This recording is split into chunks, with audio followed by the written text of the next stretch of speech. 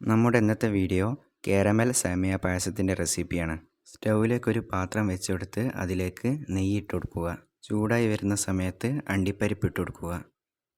ഇതിൻ്റെ കളറ് മാറി വരുന്ന സമയത്ത് മുന്തിരി ഇട്ട് കൊടുക്കുക.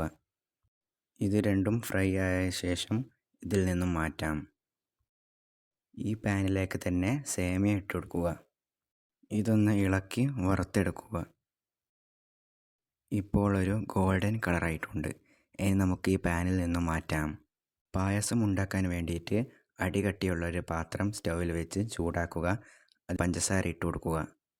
ഇതിലേക്ക് വെള്ളം ചേർക്കാതെ ഇത് ഉരുകി വരട്ടെ.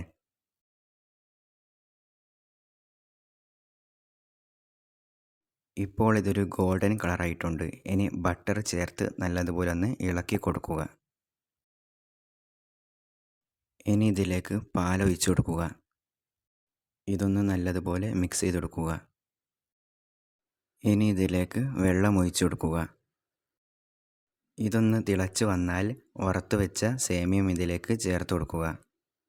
നന്നായി മിക്സ് ചെയ്ത് സേമിയം വേവിച്ചെടുക്കുക.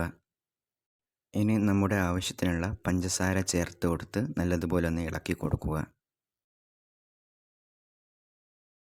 മധുരം ബാലൻസ് ചെയ്യാൻ വേണ്ടിയിട്ട് കുറച്ച് ഉപ്പിട്ട് നല്ലതുപോലെ ഒന്ന് ഇളക്കി കൊടുക്കുക. ഏലക്ക ചേർത്ത് കൊടുക്കുക. വറുത്ത് വെച്ച അണ്ടിപ്പരിപ്പും മുന്തിരിയും ചേർത്ത് കൊടുക്കുക. ഇനി നമുക്ക് സ്റ്റൗ ഓഫ് ചെയ്യാം.